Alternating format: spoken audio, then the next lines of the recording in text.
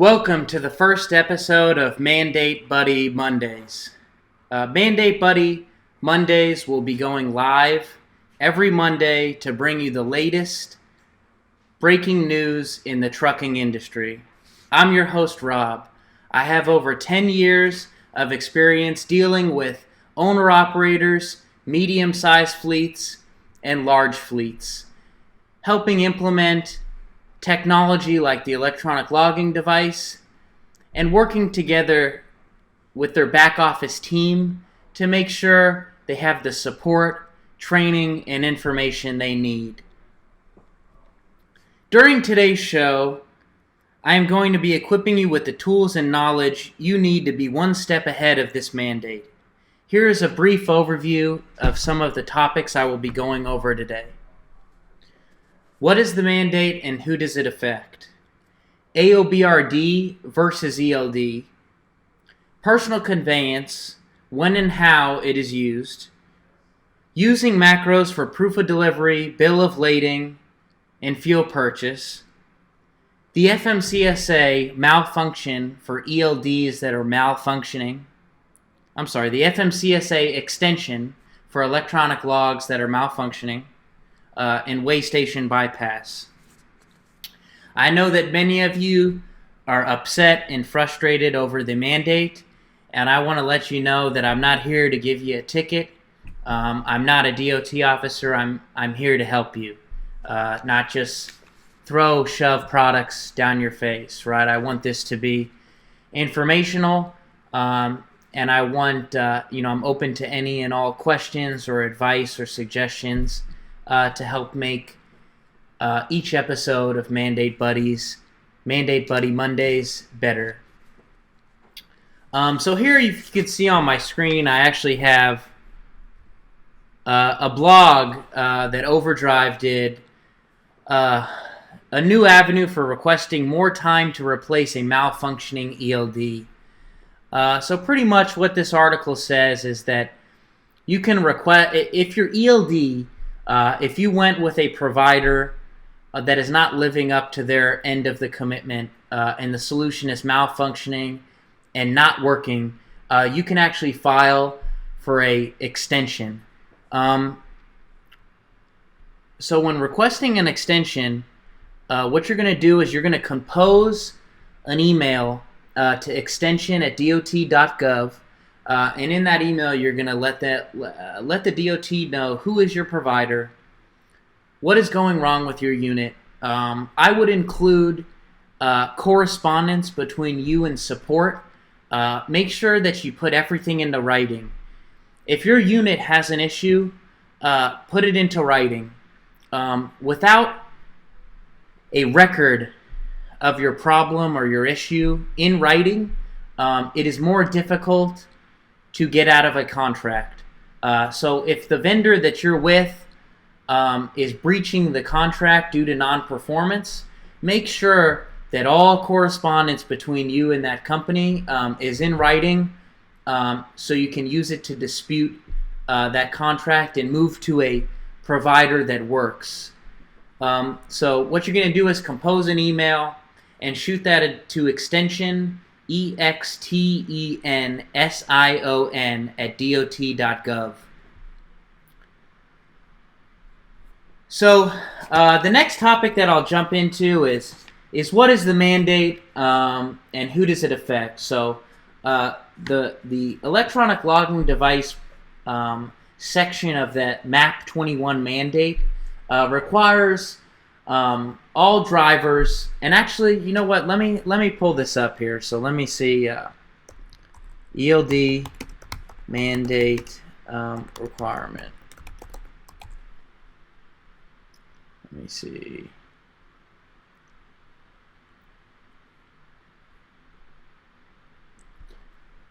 Let's pull up this here.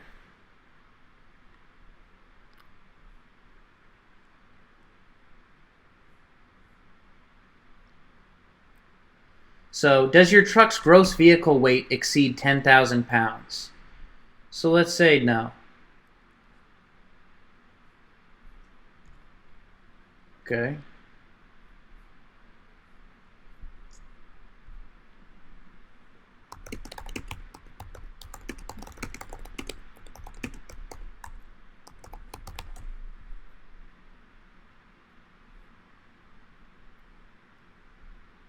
So what I would do too is when you're going and looking for information about the mandate, make sure you go to a reputable source. So I'm looking for a let me see. Let's go to a FMCSA document. Let's see. Who is exempt from? So this is an example of a website that I would consider trustworthy. It has a .gov. This is a Federal Motor Carrier Safety Administration. So let's see. So a lot of people have the question: Am I exempt? Number one, what I would do is ask your DOT officer, right? Your local DOT officer. Say, hey, I want to make sure that I'm compliant with the ELD mandate, and do you have any idea if I'm exempt or not, right? And also, here are some examples of items that would put you into the exempt category. So drivers who use paper rods for not more than 8 days out of every 30-day period, right? So I guess if you were not using paper logs, more than 8 days out of every 30-day period, you might be exempt. Again, check with your DOT officer, right? Drivers of vehicles manufactured before 2000. So this is the pre-2000 exemption, and from what I understand, I think the truck had to be come off the assembly line pre-2000. So if you have a newer than 2000 engine in your truck, you will not be exempt. I believe the chassis and the engine needs to be pre-2000 in order for you to be exempt. I've heard different things from different people, but that's my understanding. Drivers who are required to keep rods not more than 8 days within any 30-day period. Drivers who conduct drive-away, tow-away operations where the vehicle being driven is the commodity being delivered, or the vehicle being transported as a motorhome or a recreation vehicle trailer with one or more sets of wheels on the surface of the roadway. Drivers of vehicles manufactured before the model year 2000. Okay, so pretty much, what is the mandate? It requires all drivers that exceed, the 150-mile air radius, or do not meet any of these exemption items here, need to keep an electronic log. And if you have any other questions about, what the mandate is, or why does it exist, or what's the reasoning behind it, feel free to shoot me an email. It'll be in the bio section, the details, the description of this video. AOBRD versus ELD. So, from my understanding, you can only legally run an AOBRD if it was installed prior to December 2017. So anything, and this is in the mandate, but anything that is installed post-December 2017, legally, it must be ran as an ELD. So one of the, and I'm going to go here, Omnitrax, I believe has one of the best electronic logs, and I'm going to show you one of the reasons why. There's many reasons why, but I'm going to go ahead and show you one of them. So that is the capability to switch between AOBRD and ELD with the click of a button. Now, all devices by 2019 are going to have to be fully compliant ELDs. Now, you might not know, but if you did not get it from Omnitrax, if you went with one of these other vendors that are smaller and not as established as Omnitrax, they may have an AOBRD, but an important question to ask them is, do you guys have an ELD? Are you going to be able to convert to an ELD by 2019? So here I'm going to show you in our hours of service section of the OmniTrax application, you can easily switch your fleet, as you can see here, from AOBRD to ELD. So when 2019 hits and every device in the field has to be a fully compliant ELD, you can click that and convert very, very easily. Now, one of the main big differences that a lot of people talk about is AOBRD. You can drive anywhere between 15 miles per hour to 25 miles per hour, or exceed 0.7 miles of distance or 2 miles of distance, depending on what you set that parameter to, before it will start kicking you into 11 hours of drive time. Now, the ELD, anytime you exceed just 5 miles per hour, it's going to kick you into drive time. So there are obviously some advantages to running AOBRD. Now, personal conveyance, when and how it is used. So, personal conveyance is using a truck for personal business. So how it's described in the mandate is that you cannot advance your trip with personal conveyance, right? So if my destination is in front of me, I can travel this direction, I can travel this direction, I can travel behind me, and all of that can be considered personal conveyance. But if I travel towards my destination, you cannot categorize that as personal conveyance. Now our device here, let me see, you might be able to see that there. So I can go to hours of service. You are out of hours of service driving time. So this is saying I'm out of drive time.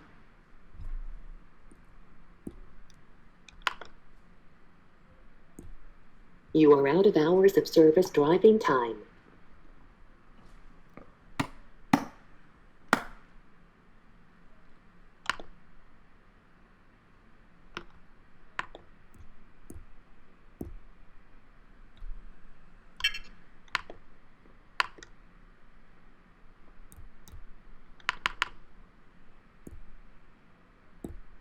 You are out of hours of service driving time. Okay, so it's telling me I'm out of time. Enter load info.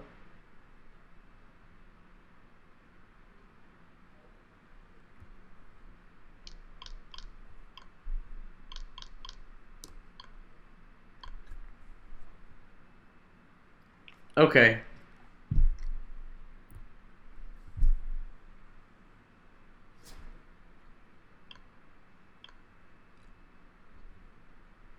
So if you can see here, I can actually, this is my hours of service section of the IVG. Now what I can do is I can actually select change, select off duty, and then there you can see there's the personal conveyance option underneath special conditions, right? So I can go and you can put in a remark like, for now I'm just going to put some letters because I can barely see the screen here, okay? So you could say, you know, unloaded, just loaded. It's a remark of why you're changing your duty status, right? So then let me go ahead and press OK. And now I'm in personal conveyance, right? So you can see my status is off duty. And if my if I was using the truck on personal business, again, I can travel any direction, except as long as I do not advance my trip towards my destination. All right? So that's personal conveyance. Now also, there is a yard move functionality.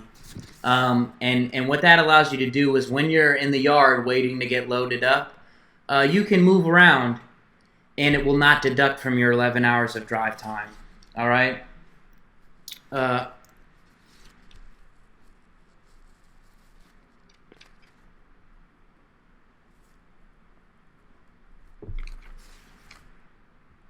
Okay, so I'll show you a little bit more about hours of service. So here you can see there's a summary, a graph of my HOS, my day log, my 8 days, my certify,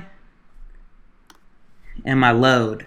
All right, so this is my load ID, right? So whatever is in my dry van or my reefer or whatever I'm hauling. Certify. This is where your driver, you're gonna agree. At the end of your day, you're gonna okay that log. That's certify. 8 days. So when the DOT officer, does an inspection, right, or they pull you over during the roadside blitz, or whenever they're going to have a next one, right? They pull you over. You're going to need to show them your 8 days prior, right? So with my device, simply you click hours of service. You are out of hours of service driving time. So it's actually letting me know I'm out of drive time. So if I was in a tractor, I better be pulled over, right? So I'm going to select 8 days, and I can go ahead and press fax or email. So I could email my logs directly to the officer. Very easy, right?